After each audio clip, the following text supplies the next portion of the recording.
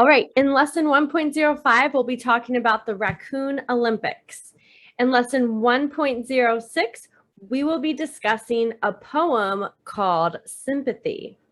In lesson 1.07 through 1.9, we will be discussing a story called The Storyteller. And in 1.10, we will be reviewing all kinds of texts. Some keywords to keep in mind for this video are theme, central idea, plot, inference, and evidence. All right, let's jump in. Predictions. For me, right off the bat, I think, well, a raccoon playing Olympics or in Olympic Games.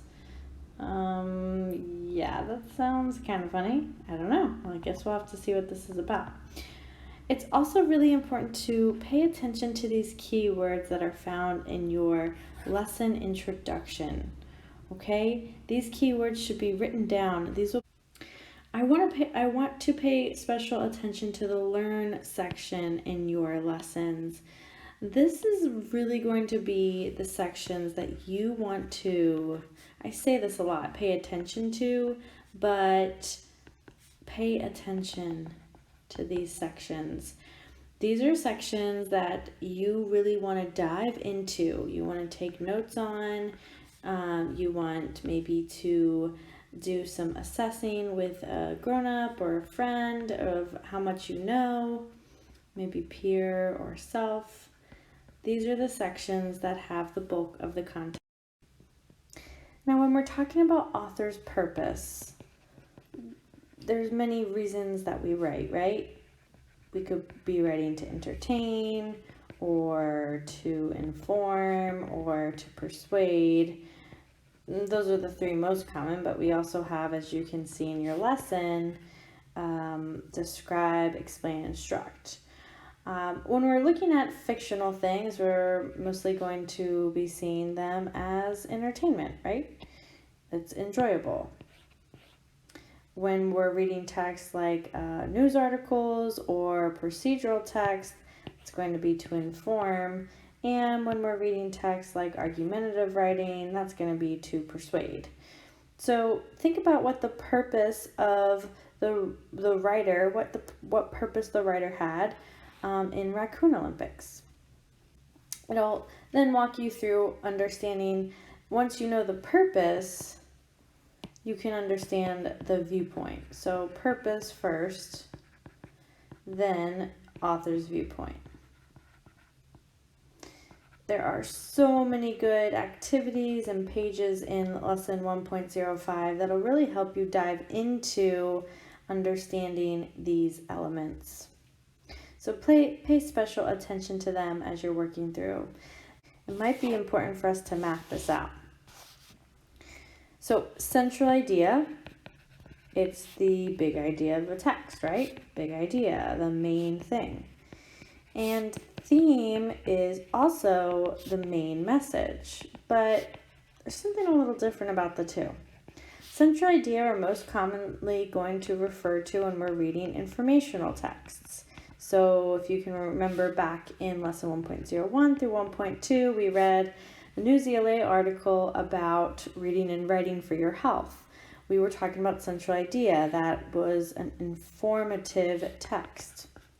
But when we're looking at narratives, fictional writing, that's when we're going to be more commonly referring to theme, okay? Now theme, I also like to think of it as like a moral or lesson. It's an easy way for me to remember. And then I always like to give one example, maybe selfishness always leads to isolation, right? So if somebody is selfish, then maybe people won't like them and they'll end up being alone. I don't know. That would be a theme. There are many other different types of theme. This one's kind of cliche, but happiness is found within. You'll notice that themes can relate to your life. So a theme that you gather from a text is something that you could probably apply to your own life, like money can't buy happiness. Well, I could apply that to my own life. I could know that no matter how much money I have, it's not going to buy me the happiness I'm looking for. Okay? And when we're talking about applying to our life or other people's life, you might see it called universal themes. That means it applies to everybody in the universe.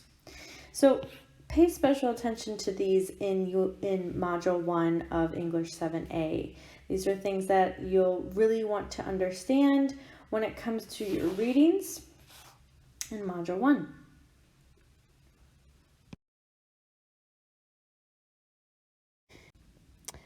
Lesson 1.06 also has you making connections between the poem found in 1.04 and this poem 1.06, Sympathy, and the other poem by Robert Frost, Stopping by the Woods on a Snowy Evening.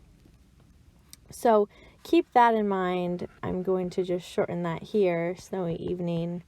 Keep that in mind as you are nearing the end of this lesson. It wants you to make connections. That's where our deep learning is going to take place. Okay, sometimes students say, Mrs. A, how am I ever going to remember this?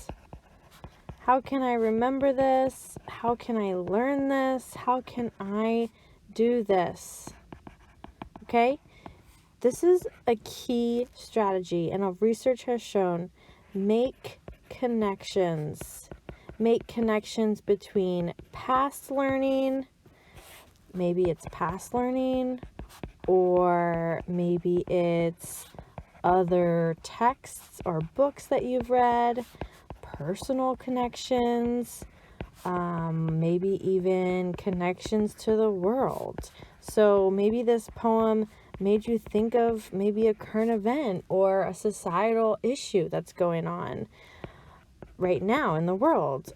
When you can make those connections, your brain, I always go back to the brain. I'm fascinated by what the brain can do. All right. So, with that being said, let's make sure we've gone through all the important parts of this lesson. After you've made connections between this poem and the other poem that you read in Module 1, it's then again going to have you practice applying and analyzing these symbols.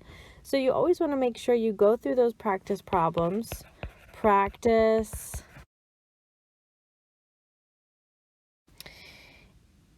In lessons 1.07 through 1.9, you'll be reading a short story called The Storyteller. It's a really good story. You'll notice you want to pay attention to character interactions.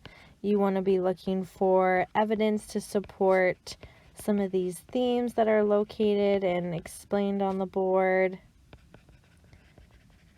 And maybe even how setting and other things help develop the plot. Those are things that you want to pay attention to as you are reading and rereading the story. So make sure you're taking good notes throughout these 3 lessons. You'll see here you have a brief overview, a close reading, and then making connections.